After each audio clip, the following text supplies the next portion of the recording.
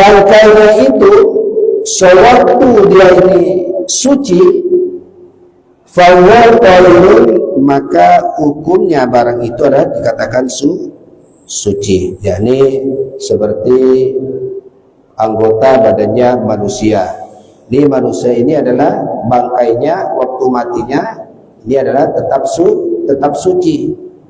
Jadi andai kata ada anggota badan manusia, walaupun manusianya masih hidup, kemudian ada tangannya seumpamanya, maka ini adalah hukumnya tetap suci, kecuali apabila ada najisnya.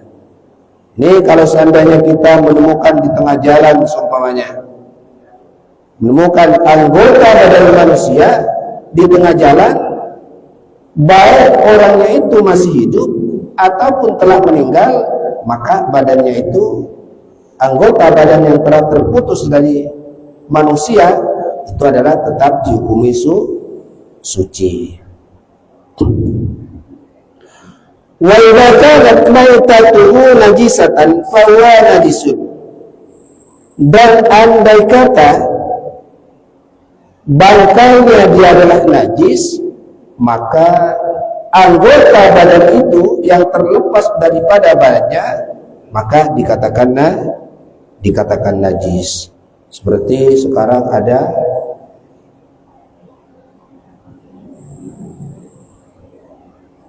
kucing, kucing, yang mana kucing ini adalah hukumnya kalau seandainya dia itu mati, ini kan dikatakan bangkai.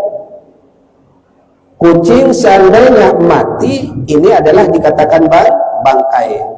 Dan sekarang andai kata ada anggota badan daripada kucing itu sendiri, seumpamanya ada kakinya terlepas seumpamanya karena ketabrak motor, sedangkan kucingnya masih hidup, maka ini anggota daripada kucing itu sendiri ini dikatakan najis, walaupun kucingnya masih hidup. Jadi anggota yang masih hidup, kucingnya yang lari ini suci, tetapi anggota yang telah tertinggal, kakinya ataupun telinganya ataupun anggota yang lainnya, maka anggota itu adalah dikatakan najis. Ini bagi hewan. Kemudian Bapak Ibu yang kami hormati, seperti pertanyaan yang kemarin,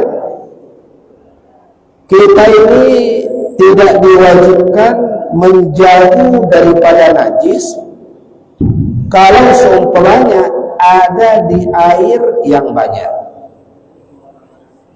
Kita ini tidak diwajibkan menjauh daripada bangkai, daripada najis kalau seandainya airnya banyak. Contohnya kita ini ada di jeding sumpahnya, yang mana jedingnya sudah satu kolah. Kemudian di sana itu ada bangkai tikus. Nah, ini kan tikus tidak boleh dimakan. Kalau mati maka dikatakan bangkai. Kalau bangkai hukumnya najis. Kalau seandainya sekarang ada tikus ada di jeding, tetapi jedingnya sampai 2 kolah, maka kita ini tidak diwajibkan menjauh daripada, andai kata kita ini berwudu ataupun mandi, kita ini tidak diwajibkan menjauh daripada barang najis itu. Jadi andai kata tikusnya itu yang ada di jeding yang sampai 2 kolah tidak dibuang, maka ini tidak apa-apa. Ini di jedingnya sampai 2 kolah, kita ingin berwudu seumpamanya ya, ataupun ingin mandi, di situ ada bangkainya, maka walaupun bangkai itu tidak dibuang, ini hukum mandinya tetap sah. Kecuali kalau seumpamanya nanti diambil untuk berwudu kok kurang 2 kolah, baru itu menjadi najis. Cuma bapak-bapak, ibu-ibu yang kami hormati, cuma berwudu di air yang ada bangkainya itu adalah menjijikkan. Atau sekarang di sungainya banyak, kemudian ada bangkai, ada kambing sumpahnya ya, ada kambing yang hanyut, ada lembu yang hanyut. Sekarang musim seperti di Sumatera sumpahnya ya, kalau sumpahnya menemukan sapi lembu di sungai, yang mana sungainya itu adalah besar, kemudian hanyut, maka kita ini mandi di sana, ini tidak apa-apa. Sekalipun hewannya itu telah pecah-pecah, telah hancur, yang penting kita ini tidak mengambil barang najisnya. Kalau mengambil barang najisnya, barangnya baru kita najis. Atau sekarang ibu-ibu semuanya ada di sumurnya banyak sumbangannya, ada tikusnya, tikusnya udah menjadi bangkai ya, jadi bangkai, tetapi tikusnya itu belum hancur yang membau, cuma ya hancur-hancur biasa yang tidak bisa merubah kepada sifat-sifatnya air. Maka andai kata kita ini mengambil air sumur itu, maka hukumnya tetap suci. Sehingga bagaimana Pak Ustaz? Kemarin saya ini mengambil air dari sumur, diminum, dibuat wudu dan sebagainya. Kok tahu-taunya setelah airnya dimasak, diminum sebagainya, kok tahu-taunya di dalam sumur ada bangkainya. Ini adalah tetap suci. Jami'ul dima najisatun illa syaratan. Adapun hukumnya darah, kesemuanya darah, baik darah yang manusia ataupun yang lainnya, najisatun, itu hukumnya adalah najis, illa asyaratan fatahiratun, kecuali 10 perkara, ini hukumnya suci. Ini ada najis, ada 10 darah, yang mana darah itu dihukumi suci.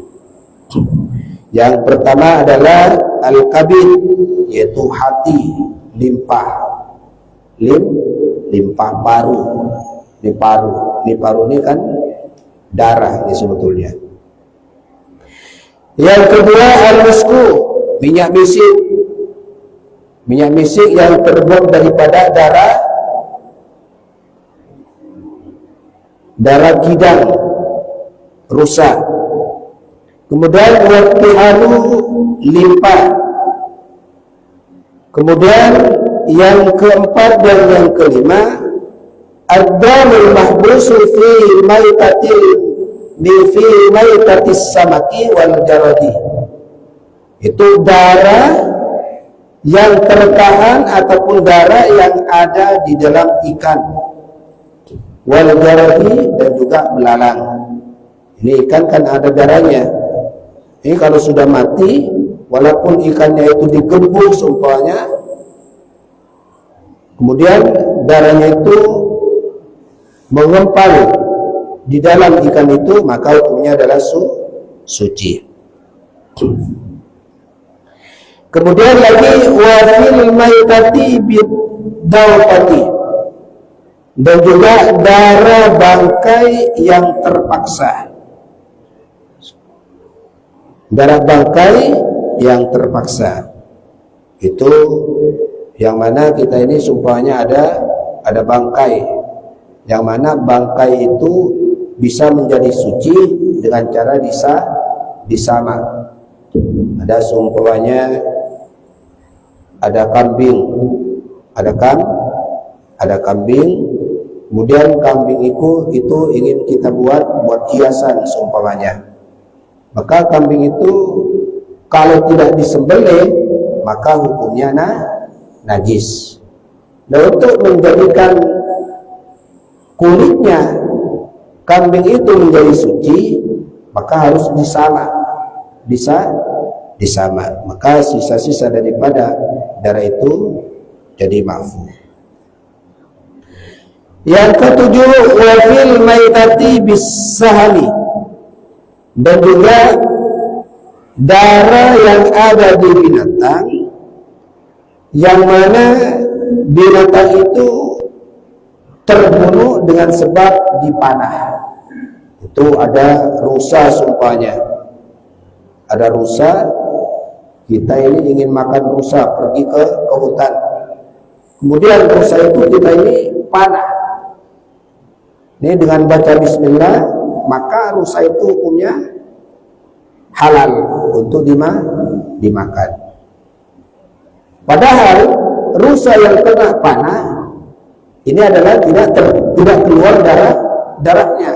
Darah yang sudah ada di dalam daging itu, walaupun tidak menitiskan darah ataupun tidak keluar darah yang sangat banyak, maka darah yang ada di dalam rusa itu sendiri adalah halal dimakan.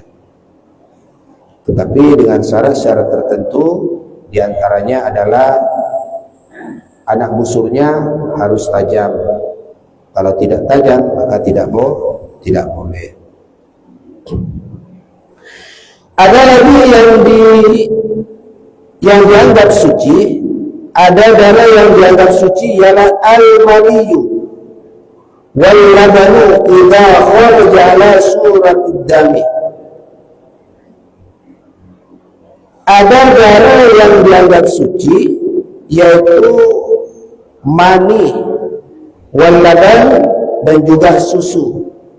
Ini andai kata ada seseorang dia keluar mani yang mana maninya itu adalah berbentuk darah, kemirah-mirahan, atau sekarang semuanya ada ibu-ibu yang menyusui dengan sebab apa seumpamanya karena dia jatuh atau sebagainya, kemudian susunya merah berbentuk darah, maka darah ataupun mani, susu yang berbentuk darah yang berwarna kemerah-merahan, ini adalah hukumnya tetap suci.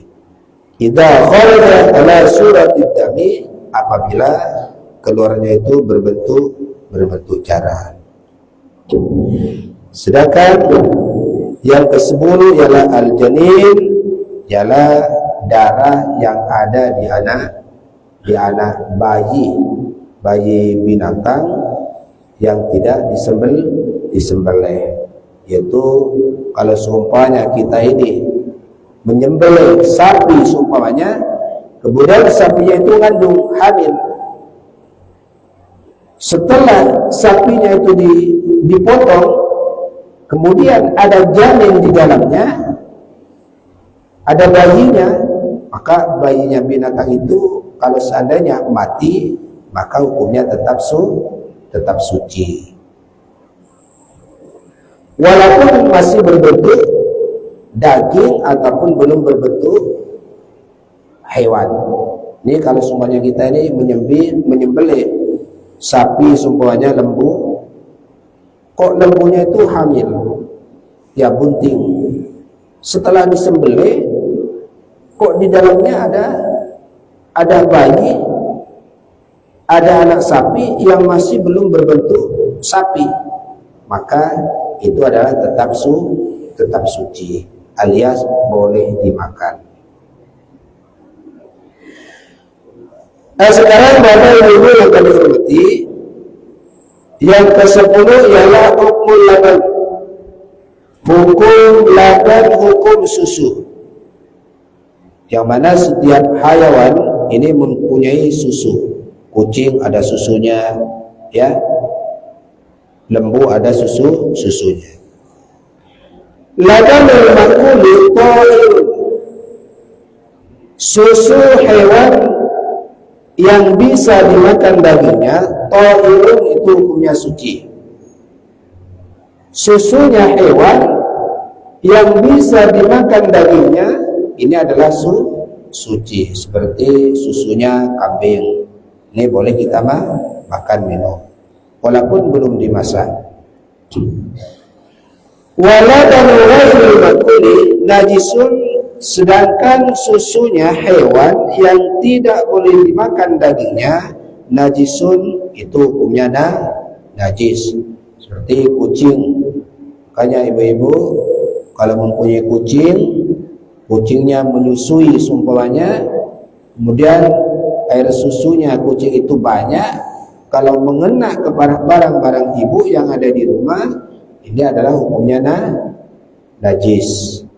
Ataupun ibu yang senang kucing, ya, kucingnya ketika dia menyusui digendong seumpamanya, kemudian susunya kucing itu sendiri terkena kepada baju, terkena kepada pakaian kita, ini adalah hukumnya najis. Illal adamiyah, kecuali susunya anak Adam, fahuwa ghairu makulin, sedangkan anak Adam ini, manusia ini, dagingnya tidak bisa dimakan, tetapi susunya suci. Ini Bapak Ibu yang kami hormati, mungkin sedikit daripada barang-barang yang terputus daripada hewan-hewan, baik hewan itu yang telah jadi bangkai ataupun yang masih hidup. Ini adalah dirinci, kalau seandainya bangkainya itu tidak bisa dimakan, maka barang itu kalau sudah terputus daripada hewan, maka hukumnya najis.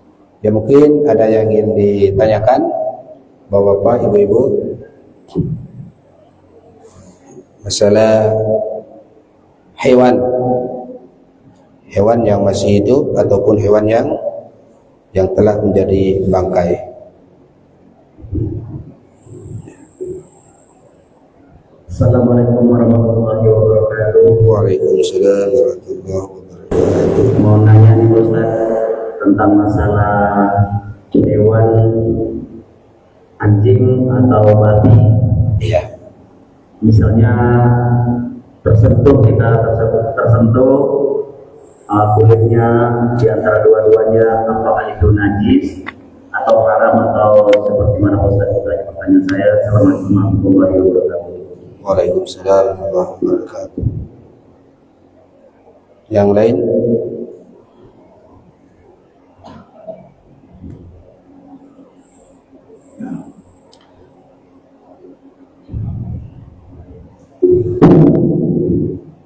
Assalamualaikum warahmatullahi wabarakatuh. Waalaikumsalam warahmatullahi wabarakatuh. Izin tanya tentang barang najis ataupun bukan najis. Yang pertama, apa hukumnya orang sholat memakai parfum yang beralkohol? Kadang-kadang parfum itu kan mengandung alkohol. Apakah alkohol itu hukumnya najis? Kemudian gimana hukumnya orang yang sholat memakai parfum tersebut? Yang kedua, ada anak kecil tuh pakai pampers ya, pakai pampers, dan kita yakin pampers itu sudah ada air kencingnya gitu. Memang kalau dari luar kan tidak kotor. Orang tuanya lagi sholat, lagi tahiyat gitu, kemudian anaknya tuh duduk di pangkuannya. Jadi apa hukumnya sholat itu? Karena dia kan memang nggak kotor, tapi kan dia ibaratnya kayak membawa najis sekarang, karena anaknya, kami kita yakin bahwa pampersnya itu sudah isi kencing. Jadi bagaimana hukum sholatnya, apakah batal atau tidak? Terima kasih. Assalamualaikum warahmatullahi wabarakatuh. Waalaikumsalam warahmatullahi wabarakatuh. Yang lain, Pak Menteri?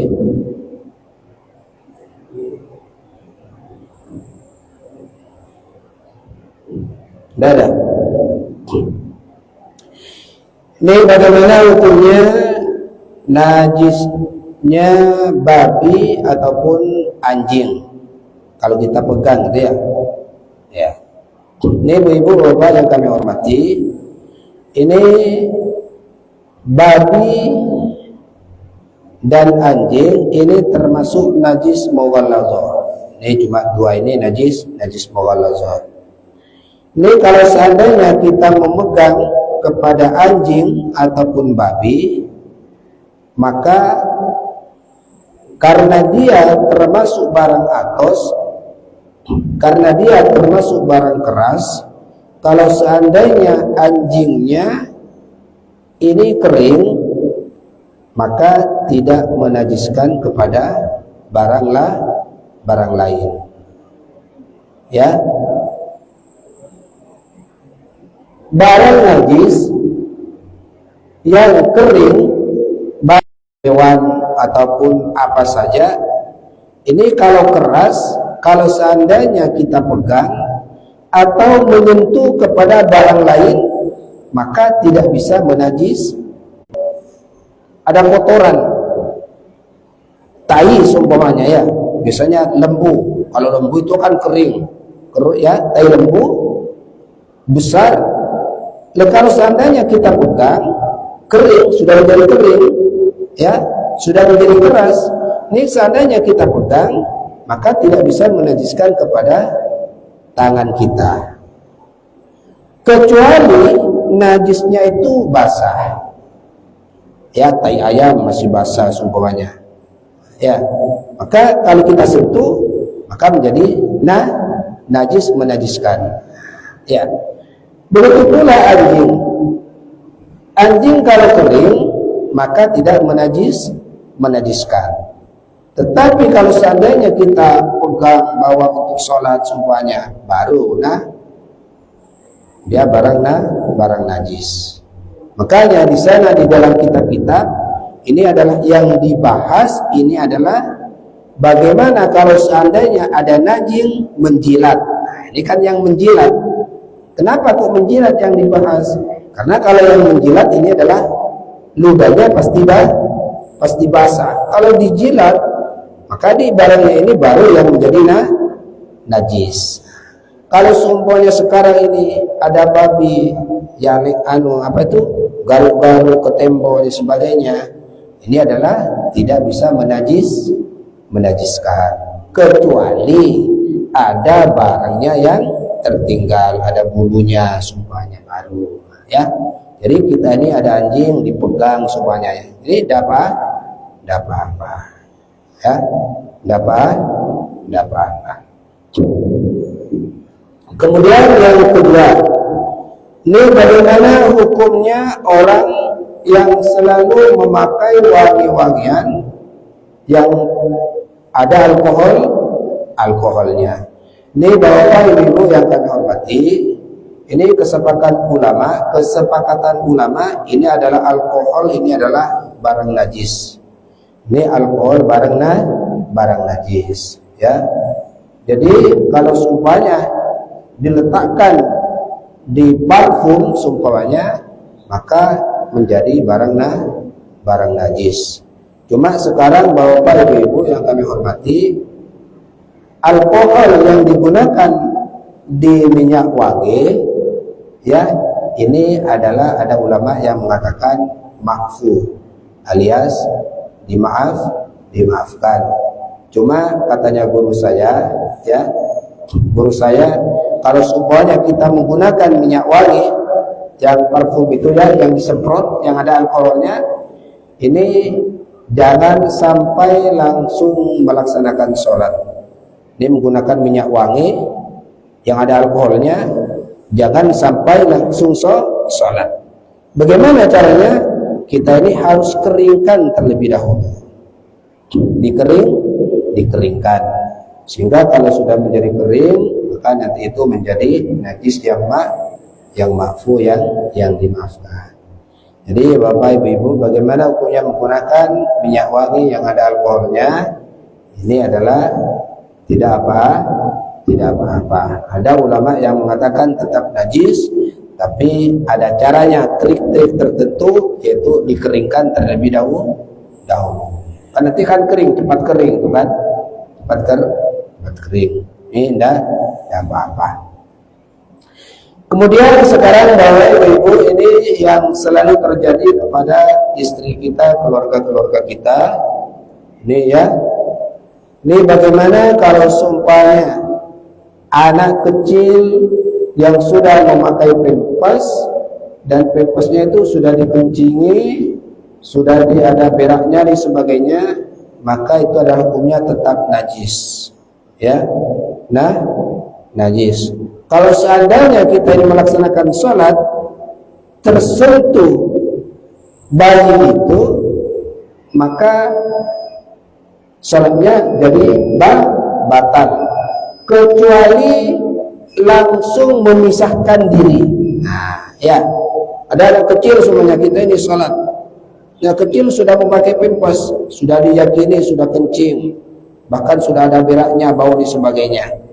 Ini kalau seandainya ada anak kecil langsung duduk di pangkuan kita seumpamanya, maka seketika itu langsung kita pindahkan. Ya, langsung kita pindahkan. Sebagaimana kita ini kejatuhan najis, kalau najisnya langsung dibuang, maka hukumnya sholatnya tetap sah. Tetapi kalau najisnya masih tetap dibiarkan, kita sholat semuanya di teras, tahu-taunya ada burung mencolok semuanya, kena di baju, tidak dibuang, maka sholatnya batal. Sedangkan sisa-sisa daripada itu bekasnya ini adalah dimaafur. Jadi Ibu, kalau seandainya anak kita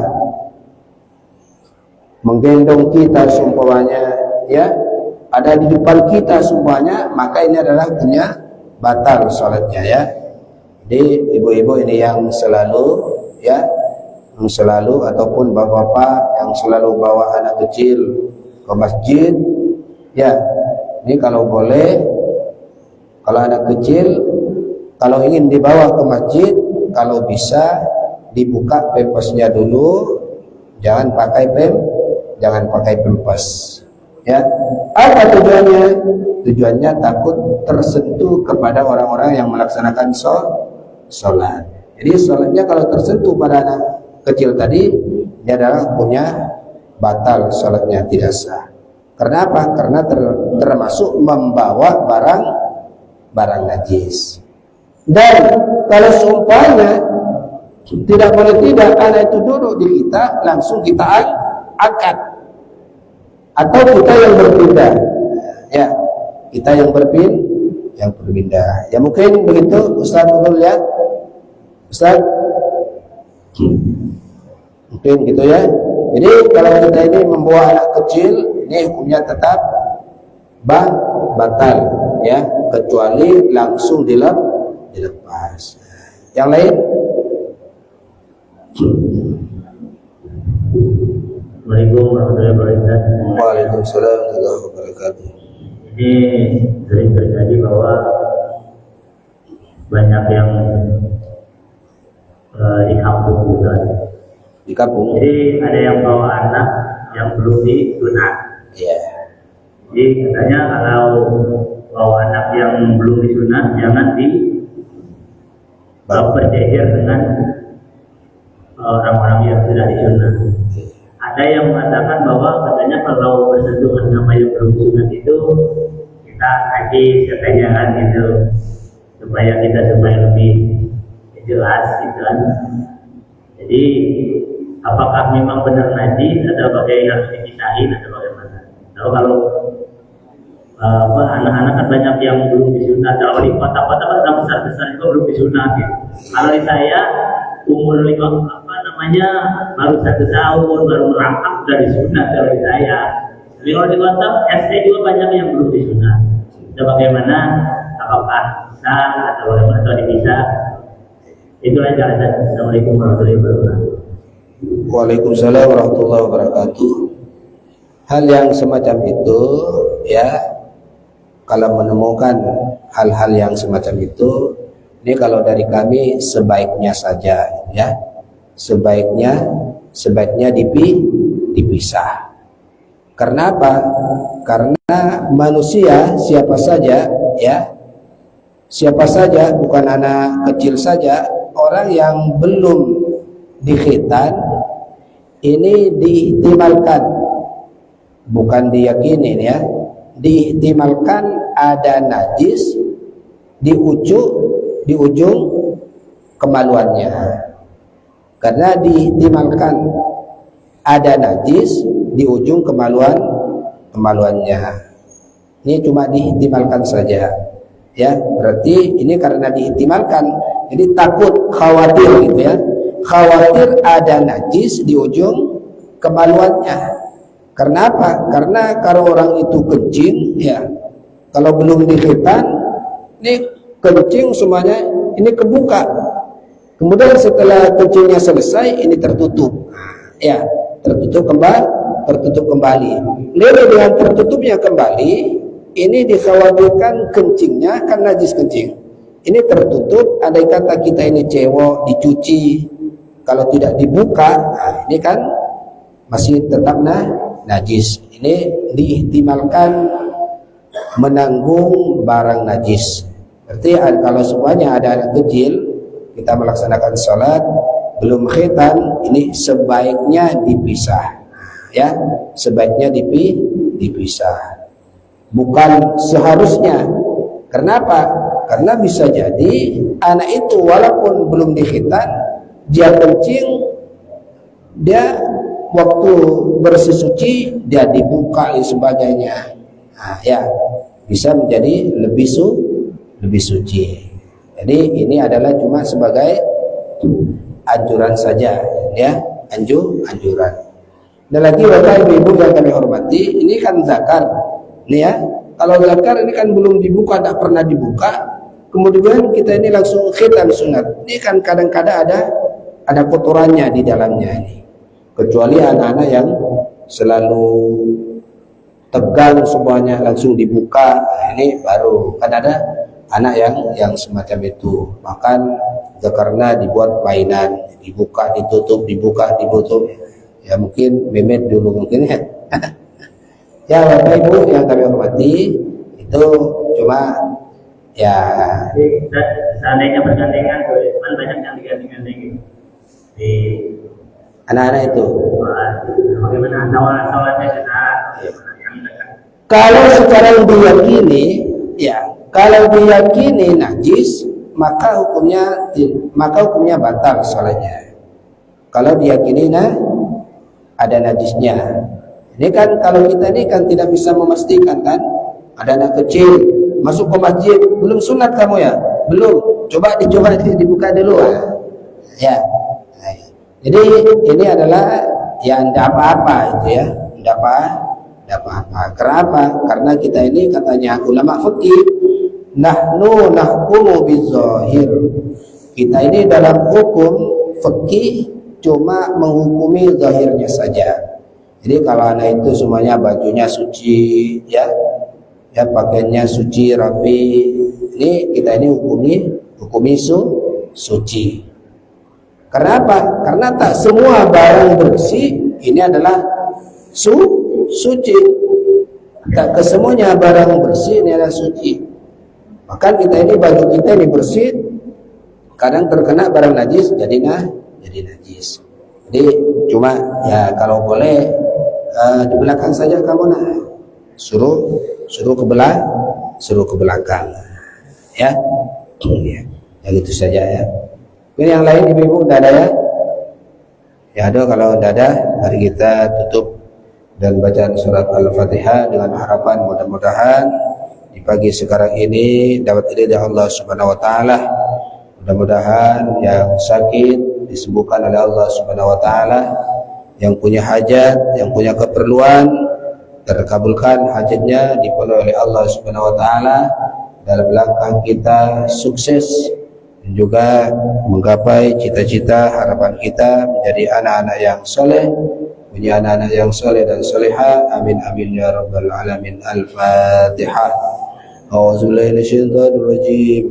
Bismillahirrahmanirrahim. Alhamdulillahirabbil alamin arrahmanir rahim. مالك يوم الدين إياك نعبد وإياك نستعين اهدنا الصراط المستقيم صراط الذين أنعمت عليهم غير المغضوب عليهم ولا الضالين آمين Bismillahirrahmanirrahim. Allahumma shalli ala sayyidina Muhammad wa ala alihi wa sahbihi wa sallam. Alhamdulillahi rabbil alamin. Allahumma arzuqna ilman nafi'an wa fahman wa qalban khashiyan wa amalan salihan mutaqabbalan warzuqna rizqan halalan tayyiban mubarakan katsiratan hadiyan barian bila ta'bin. Allahumma ij'alna wa awladana wa dhurriyyatina wa ahlana min ahli al-ilmi wal khair. ولا تجعلنا وإياهم للشر والضير. اللهم اختم لنا بحسن الخاتمة ولا تختم علينا بسوء الخاتمة ولا حول ولا قوة إلا بالله العلي العظيم. وصلى الله على سيدنا ومولانا محمد وعلى آله وصحبه وبارك. الحمد لله رب العالمين. Dari kami kurang lebihnya mohon maaf yang sebesar-besarnya. Ihdinas siratal mustaqim. Wabillahi taufiq wal hidayah. Wassalamualaikum warahmatullahi wabarakatuh.